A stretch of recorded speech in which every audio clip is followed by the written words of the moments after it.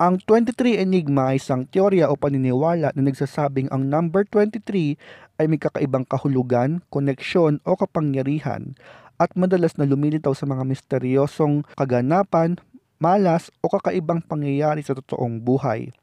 Ito ay isang halimbawa ng tinatawag na apophenia o ang pagkahilig ng tao na maghanap ng pattern sa mga random na bagay. Isa sa mga pinakaunang nagpasikat ng ideyang ito ay si William S. Burroughs, isang Amerikanong manunulat. Ayon sa kanya, napansin niya ang paulit-ulit na paglitaw ng number 23 sa mga nakakagulat na kwento. Isa sa kanyang halimbawa ay isang kapitan ng barko na nagngangalang Captain Clark na 23 years nang hindi nadidisgrasya sa dagat, hanggang sa araw na sinabi niya ito, nasira ang kanyang barko sa parehong araw. May ibang aksidente sa eroplano na ang flight number ay 23. Ang idea ng 23 Enigma ay mas pinalaganap ng aklat na The Illuminatus Trilogy ni Robert Shea at Robert Anton Wilson noong 1970s.